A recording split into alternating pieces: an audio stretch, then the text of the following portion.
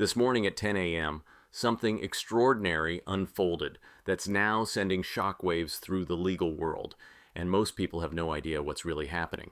Federal marshals showed up at Mar-a-Lago, but this wasn't another political circus or media stunt.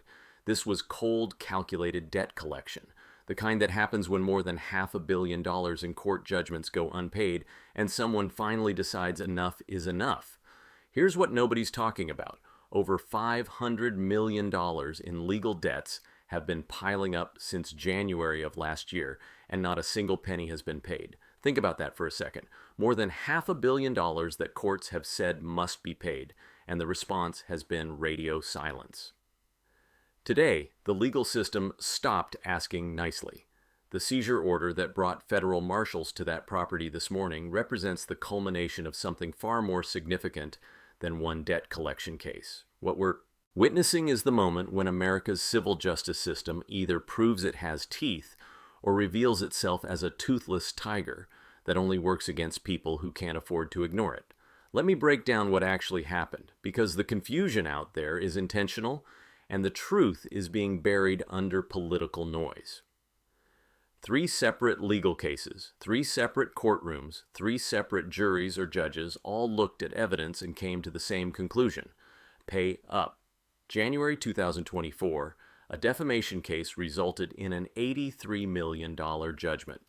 February 2024, a fraud case ended with a $355 million judgment plus interest that keeps climbing every single day. March 2024, another defamation case from a completely different plaintiff added $91 million more to the tab. Now here's where it gets interesting. Every single one of those cases followed the exact same playbook after the verdict came down. The winning side sent formal payment demands. Standard legal procedure. You lost, here's what you owe, here's when it's due. And every single time those demands were met with the same strategy: file appeals, delay enforcement, pay nothing, wait it out. Appeals are absolutely legal. Anyone has the right to challenge a verdict they believe is wrong. But here's what most people don't understand about how appeals actually work in civil cases. Filing an appeal doesn't make the debt disappear. It doesn't reset the clock. It doesn't give you permission to treat a court judgment like a suggestion you can ignore. The debt still exists, it's still growing with interest, and eventually the appeals run out or the appellate courts say the original verdict stands. That's exactly what happened here. The appeals didn't work. The delays ran out of road, and the attorneys representing the people who won those cases went back to court and said, "We've been patient, we've followed the process, we've waited for appeals to play out, and we still haven't seen a dime. We want what the court said we're owed." So they filed for something called writs of execution. This is where the legal system goes from politely asking for payment to actively taking it. A writ of execution is a court order that says, since you refuse to pay what you owe, we're authorizing law enforcement to identify your assets, seize them, and sell them to satisfy this debt. It's not radical. It's not unprecedented. It's literally what happens every single day in civil courts across America when someone loses a lawsuit and refuses to pay. Think about it like this. If you stopped paying your mortgage tomorrow and ignored every notice from the bank, eventually they'd get a court order and sheriff's deputies would show up to evict you and seize the house. Same legal principle, just with a much bigger price tag and a much more famous property. The writs were granted because the legal requirements were met. There are valid, enforceable judgments. Payment. Demands were issued and ignored. The debtor has assets that can be seized. Mar-a-Lago specifically came into focus for one critical legal reason. It's registered as a commercial property operating as a private club with paying members. That classification matters enormously because personal residences have legal protections that make them much harder to seize. Commercial properties don't have those same shields. So this morning, federal marshals arrived with legal authority to begin the seizure process. They're not moving furniture out or changing locks today. What they're doing is starting the formal valuation process. Professional appraisers will assess what the property is actually worth on the open market. That valuation gets filed with the court. Then the debtor gets presented with options. Option 1. Write a check for the full amount owed, and this entire process stops immediately. The property stays yours, the marshals leave, the case closes. Option 2. Negotiate a settlement.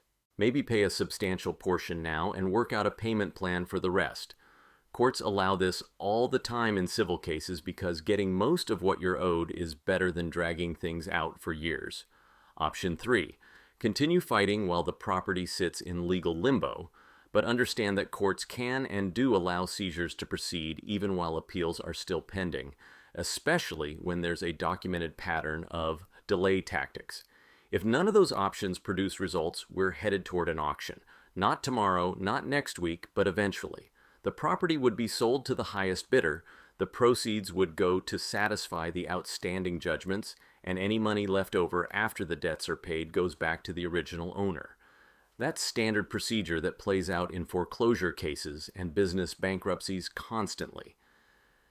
Now here's the part that should terrify every single person watching this, regardless of your politics or how you feel about the individual involved.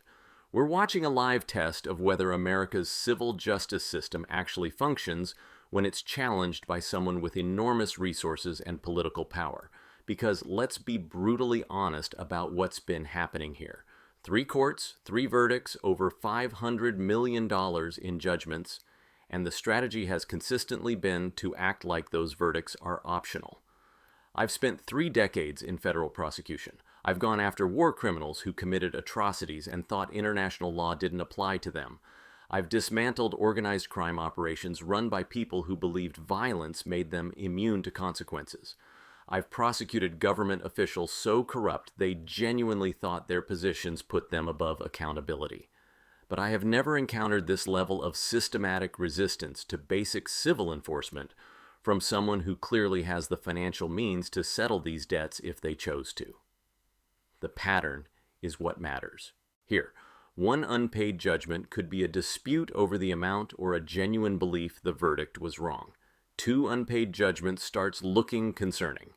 3 unpaid judgments totaling over $500 million with the identical response pattern of delay and non-payment? That's not coincidence. That's a deliberate strategy based on the calculation that the system can be outlasted. Think about this practically. You own a small business and a larger company breaches a contract that costs you hundreds of thousands of dollars. You take them to court. You spend years fighting the case. You present overwhelming evidence. The jury sides with you and awards you a judgment. Then the company just doesn't pay. They file appeals. They delay. They stall. Years go by and you never see a penny because they can afford lawyers who know how to work the system. Without enforcement mechanisms that actually work, that judgment you fought so hard for is worthless. You need marshals who will show up and seize assets. You need writs of execution that have real consequences. You need courts that will back up their own orders. If those things only work against people who can't afford to fight back, then justice becomes a commodity only the powerful can afford to ignore. That's what's being tested right now with this Mar-a-Lago seizure. Not whether one person pays one debt, but whether the fundamental principle that court judgments matter can survive contact with someone who has spent years acting like they don't. The marshals who arrived this morning are beginning a process that will unfold over months. They'll complete their valuation, the court will review it. Options for resolution will be presented. Either payment happens or negotiation happens, or we move closer to an auction that would be absolutely unprecedented in American legal history. What happens next depends entirely on whether the debtor decides that $500 million in court judgments actually means something, or whether the bet is that this can be delayed indefinitely. The legal authority is crystal clear. The process is underway. The only question left is whether our system works the same for everyone or only for people without the resources to ignore it. This isn't speculation. This isn't political theater. This is documented legal process playing out in real time. And what it reveals about whether justice applies equally to everyone will define how much faith Americans can have in their civil courts for generations to come.